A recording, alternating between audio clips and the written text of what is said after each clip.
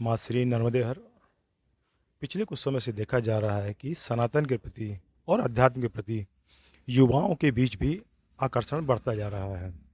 यही कारण है कि युवा अध्यात्म को लेकर और सनातन को लेकर ज़्यादा सक्रिय हुए हैं। इनका दृष्टिकोण कुछ अलग है। ये पुरानी बातों पर विश्वास न करके प्रैक्टिकली उस चीज़ को महसूस करना चाहते हैं। यही कारण है कि नर्मदा परिक्रमा के महत्व को भी ये लोग स्वयं अनुभव करना चाहते हैं। और इसी कड़ी में आज हमारे बीच उत्तर वाहिनी नर्मदा परिक्रमा में महाराष्ट्र से, मुंबई से आए हुए युवा हैं जो उत्तर वाहिनी परिक्रमा कर रहे हैं। आइए इनको आइए इनसे भी हम परिक्रमा को लेकर चर्चा करते हैं। महाराज जी नर्मदे हर। नर्मदे हर। कहाँ से आना हुआ? हम लोग मुंबई से है। जी। और मुंबई से मेरी दो परिक्रमा हुई है, मतलब जो गुजरात से होती है, लेकिन उत्तर वाहिनी। उत्तरवाहिनी जी जी। उत्तरवाहिनी जो गुजरात से होती है, जो चैत्र महीने में। वैसे ही मुझे पता लगी थी कि एमपी में भी है। तो मुझे जानना था कि यहाँ पे कौन सी उत्तरवाहिनी है, तो मुझे कांटेक्ट नंबर मिला था किनका, राकेश जी का। राकेश, तो उनको संपर्क किया मैंने, फिर यहाँ पे आया हूँ। तो एक कहना है सब दर्शकों से कि यहाँ पे ऐसा शब्दों में बता नहीं सकते जो फील अंदर से होता है जब भी आप उत्तरवाहिनी करते हो नर्मदा माँ के किनारे। तो धूप भी लग रहा है, छाँव भी लग रहा है, मज़ा भी आ रहा है। ऐसा कभी ऐसा नहीं लगा है कि तकलीफ हो रहा है या फिर नर्मदा माँ देख लेगी। तो वो जो फीलिंग है वो शब्दों के मैं इसमें ज़ाया नहीं कर सकता हूँ। तो सबसे बेस्ट फीलिंग है ये। और सभी दर्शकों को मैं कहना चाहूँगा कि सबको ये करना चाहिए नर्मदा माँ की परिक्रमा। तो जहाँ जहाँ उत्तरवाहिनी है, अगर जो बड़े जैसे परिक्रमा नहीं कर सकते, जो 3200 किलोमीटर की है, जो उत्तरवाहिनी कर सकते हैं चैत्र महीना में जो होती है, वो सभी को करना चाहिए मेरे हिसाब से। क्या उम्र होगी आपकी? मेरी 40 साल है। मुंबई रहते हैं? मुंबई में रहते ही। क्या करते हैं? मैं अभी ग्राफिक डिज़ाइनर हूँ, टीवी चैनल में काम करता हूँ। तो आपका, जैसे आप बताया कि मुंबई में रहते हैं और इतनी दूर क्षेत्र पे आके नर्मदा परिक्रमा करना कैसे मन हुआ? देखो, अंदर से तो मैंने 2 परिक्रमा की है, तो मुझे एक अंदर से तो खिंचाव होता ही है। चैत्र महीना जैसे ही आता है, नर्मदा माँ जैसे बोलते हैं कि बुलावा आया है, जी जैसे जी। बोलते हैं हम लोग, वैसे तो है ही। और नर्मदा माँ के किनारे तो मुझे सबसे अब बढ़िया लगता है। जो शुद्धता, जो पवित्रता, जो अंदर से महसूस होती है, वो अलग ही किस्म की है। तो इसकी वजह से मैं खींचा चला आता हूँ। महाराष्ट्र में माँ नर्मदा का बहुत छोटा सा हिस्सा प्रवाहित होता है। उसके बावजूद देखा जाता है कि महाराष्ट्र के लोगों का समर्पण और श्रद्धा माँ नर्मदा के प्रति अटूट है, हुँ, अकल्पनीय है। हुँ। ये किस कारण से, कुछ आपको यदि समझ में आया हो? अ, ऐसा नहीं बोल सकते, क्योंकि महाराष्ट्र में देखो कैसे है कि सब हिंदू लोग हैं, जब देखा जाए तो सब जगह। और सब देखा जाए तो दत्त गुरु, जैसे हम लोग बोलते हैं, दत्त गुरु और नर्मदा माँ, उनका बहुत सारे मानने वाले लोग हैं।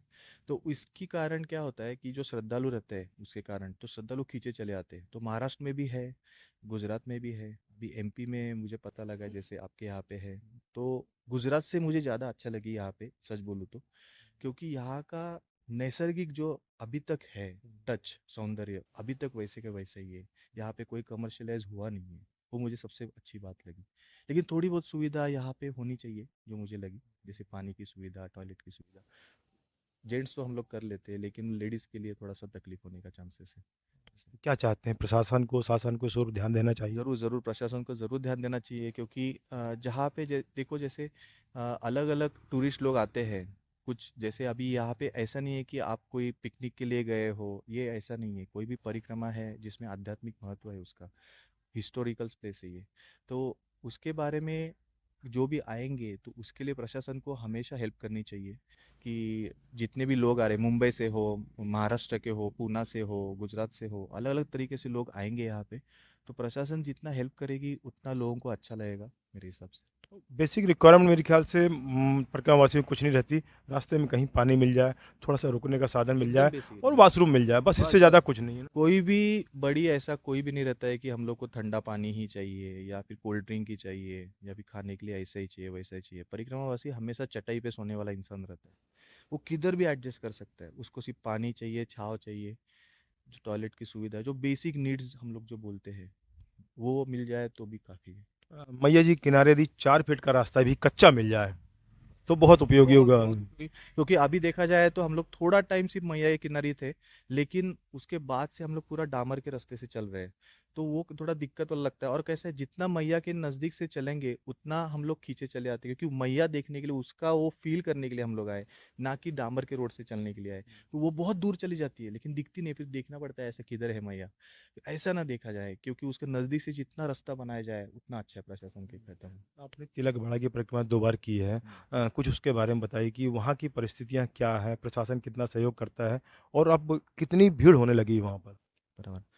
अभी देखो तिलकवाड़ा में बहुत कमर्शलाइज हुआ है, लेकिन उन्होंने एक मेंटेन किया है, प्रशासन की शायद हेल्प हो वहाँ पे, कि मैया के बाजू से ही परिक्रमा है वो, और मैया के आजू आजू जितने भी गांव है वो सब लोग सहयोग देते हैं, कि आएंगे, बच्चे लोग आएंगे, बूढ़े हैं, लोग हैं वहाँ पे, ताक जैसे छाछ छाछ की सेवाएं रहती है, खाने के लिए कुछ खिचड़ी हो गई, कुछ भी हो गया, तो अलग अलग सेवाएं वहाँ पे देते हैं, इसलिए लोगों को कभी तकलीफ नहीं होती कि भाई कहाँ मिलेगा, क्या मिलेगा। एक्चुअली जो फर्स्ट टाइम जो आता है आदमी, तो वो सोच के आता है कि कैसे होगा, क्या होगा, उसको कुछ पता नहीं रहता है। आने के बाद, एक बार होने के बाद पता लग जाता है।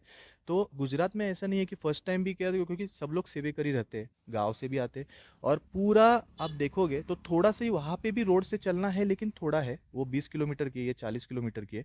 वो 20 किलोमीटर में भी मैं कहूँगा 3 या 4 किलोमीटर सिर्फ रोड के माध्यम से चलना है, बाकी जितना है नर्मदा किनारे के बाजू से ही चलना है। तो बहुत अच्छा लगता है वो। तो वहाँ के गाँव के लोग उत्तरवाहिनी परिक्रमा को अच्छी तरह समझ चुके हैं समझ। और यहाँ के लोगों में भी अज्ञानता नज़र आ रही है। हाँ, तो गाँव को एक्चुअली थोड़ा-सा जागरूक करने की ज़रूरत है मेरे हिसाब से, क्योंकि बेसिकली नर्मदा परिक्रमा क्यों की जाती है? नर्मदा जो परिक्रमावासी आते हैं, वो उनके भाव क्या रहते हैं? नर्मदा मैया क्या है? तो उनको थोड़ा समझाया जाना चाहिए, जैसे कचरा फेंकना या फिर प्लास्टिक की बॉटल मुझे दिखी गई है, तो थोड़ा-सा उसके ऊपर ध्यान देना चाहिए, जो प्लास्टिक का जितना भी रैपर फेंका जा रहा है।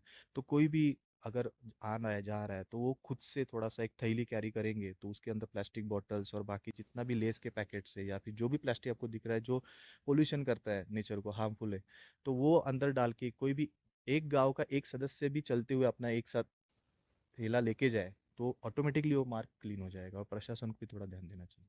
कचरा फेंकना नहीं है, यहाँ का कचरा लेके जाना लेके है। जाना है, परफेक्ट। और कचरा फेंकना भी नहीं है, और साफ सुथरा होना चाहिए, जितना साफ रहेगा उतना अच्छा लगता है, बहुत प्योर लगता है वो। आपने बताया 40 साल उम्र युवा हैं। अ, आजकल के युवा 40 साल के कुछ दूसरी तरह ज़्यादा आकर्षण होता है। इस ओर क्या कारण मानते हैं इसके पीछे?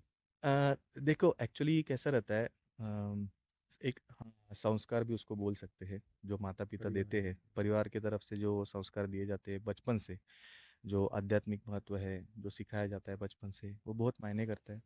ताकि हम लोग, मैं 25-26 साल से ही अध्यात्म के साइड थोड़ा सा झुक गया, तो वो मेन है कि सब माता पिताओं को मेरा अनुवादन है, जितने भी छोटे बच्चे लोग हैं उनको थोड़ा सा आप धार्मिक महत्व समझाए कि करें, ताकि जल्द से जल्द वो, ताकि सिर्फ रिसोर्ट और होटलिंग ना करते हुए थोड़ा ये इसमें ये लाइन में आ जाए। संस्कार के लिए अध्ययन बहुत आवश्यक है। बहुत। अध्ययन से तात्पर्य कि आप किसी भी तरह की पुस्तकें जो हैं, वो आपका ज्ञान बढ़ाती हैं। पीछे कुछ समय से देखा जा रहा है कि लोगों का झुकाव इस ओर नहीं है। कोई भी लिटरेचर, किसी भी पुस्तक को पढ़ने का, ये खासकर युवाओं में तो बिल्कुल भी नहीं है। बहुत कम लोग हैं जो अध्ययन करते हैं लाइब्रेरी जाके या कहीं से मँगा के। तो इसके पी और सोशल मीडिया ये इसमें ज़्यादा टाइम युवाओं का खर्च हो रहा है। क्या कहना चाहेंगे इस पर? आ, इसमें एक कहना चाहूँगा, जैसे अभी देखो अब डिजिटल मीडिया जैसा आ गया है, सबके हाथ में स्मार्टफोन आ गए हैं, तो सभी से मेरा ये अनुरोध रहेगा कि ठीक है, टेक्नोलॉजी आगे बढ़ रही है, आपको उसको अडॉप्ट भी करना चाहिए, लेकिन सबके प्लस पॉइंट रहते, सबके माइनस पॉइंट भी रहते। तो प्लस पॉइंट ये है कि आप दूर के बैठे हुए लोगों से जुड़ गए, स्मार्टफोन की वजह से आप वीडियो कॉलिंग कर लेते हो, लेकिन उसका माइनस पॉइंट ये हो गया कि रील्स शॉर्ट्स देखते हुए टाइम लोग, खराब हो उस गया। पर टाइम आपका, जैसे आप एक रील भी देख रहे हो तो कब आधा घंटा चला जाएगा आपको पता नहीं लगेगा। तो ये जो है थोड़ा कम करना चाहिए, कि मोबाइल का जो टाइम स्पेंड है, और मैंने ऐसे भी देखा है कि व्हाट्सएप पे कोई चैट कर रहा है, कोई भी चैट कर रहा है एक दूसरे से, कोई भी एप्लीकेशन के थ्रू, तो बाजू में बैठा आदमी है, उससे बात नहीं करेगा, लेकिन दूर में ऑस्ट्रेलिया में जो आदमी बैठा है उससे बात करेगा वो। तो जो जीता जागता सामने बैठा है आपके सामने, उससे बात करो, उससे घुलो मिलो, अगर बीच में का टाइम मिल गया तो आप मोबाइल, और ये थोड़ा एंटरटेनिंग होना चाहिए मेरे हिसाब से, तो मोबाइल थोड़ा कम करो, ताकि कम से कम आप नेचर को फील कर पाओगे। रील के माध्यम जो वल्गैरिटी परोसी जा रही है, कहीं न कहीं युवाओं के मस्तिष्क को प्रभावित करती है। इस पर कितनी रोक लगनी चाहिए? ज़रूर लोग लाने चाहिए, क्योंकि कैसा है कि रील में दिखाया हुआ सब सही नहीं रहता है। अभी बहुत लोग रील देखते, शॉर्ट्स देखते, कोई भी वीडियो देखते, हाँ चलो ऐसा है, वैसा है, वैसे ही करना चाहिए। ऐसा ज़रूरी नहीं है, सब लोग अपने हिसाब से बनाया करते हैं। अपने आंतरिक मन से आपको देखना चाहिए कि क्या सही है, क्या गलत है, उसमें से क्या लेना चाहिए, क्या नहीं लेना चाहिए। सबसे बड़ी बात है वो तभी सीखेंगे जब आप बड़े लोगों से बात करोगे, उनके थोड़ा-सा जाँच-पड़ताल करोगे कि क्या सही है, क्या नहीं है। अभी कैसा हो गया, सब मुझे सब पता है, ऐसा हो गया है। तो वो थोड़ा कम करना चाहिए और बड़े लोग जितना एक्सपीरियंस, बुजुर्ग लोग हम लोग जो बोलते हैं, उनसे थोड़ा-सा ओपिनियन लेना चाहिए। घर पे कौन कौन है? घर पे मम्मी-पापा है, मेरी वाइफ़ है, 2 बच्चे हैं। पापा वगैरह रिटायर हो गए कि अभी? रिटायर्ड हो गए, 72 इयर्स के वो। क्या आप किस जॉब में? वो बैंक में थे। 45 या 40 इयर्स उनका सर्विस हुआ था। उसके बाद उन्होंने पीआरएस लिया था। वाइफ भी जॉब करते हैं क्या? नहीं भाई नहीं है, बड़ी बहन। वाइफ जॉब करते वाइफ़ हैं? वाइफ़ नहीं जॉब, हाउसवाइफ़ है। हाउस बहुत अच्छा लगा आपसे बात करके। आपके साथ और दो मित्र लोग आए हैं। भैया नर्मदे हर, नर्मदे हर। कैसा लग रहा है बढ़िया एकदम। परिक्रमा पर? परिक्रमा बढ़िया है बहुत। नर्मदा मने मैया ने बुला लिया है अभी हमें। तो खुद मन हुआ कि भैया लेके आए? भैया ने कहा ये नर्मदा परिक्रमा मध्य प्रदेश में होती है, आप आ रहे हो क्या?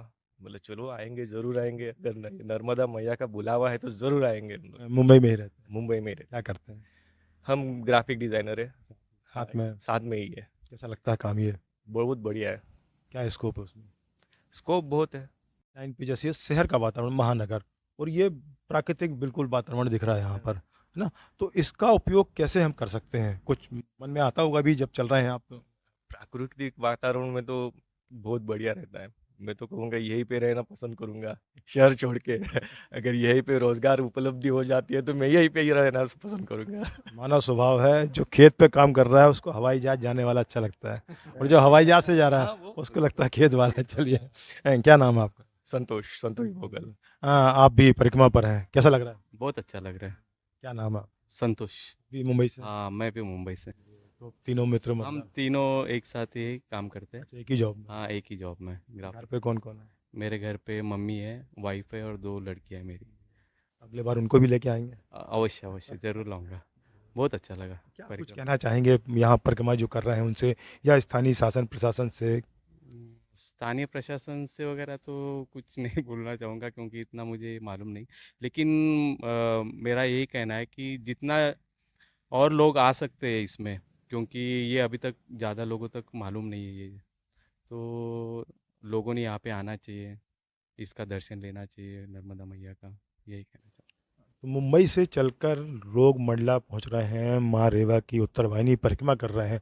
हमारा आप सबसे भी निवेदन है कि एक बार इस परिक्रमा पे आइए, तो महसूस तो कीजिए माँ के सानिध्य पर, माँ के तट पर परिक्रमा करने पर क्या अनुभूति होती है, क्या एक सुकून मिलता है?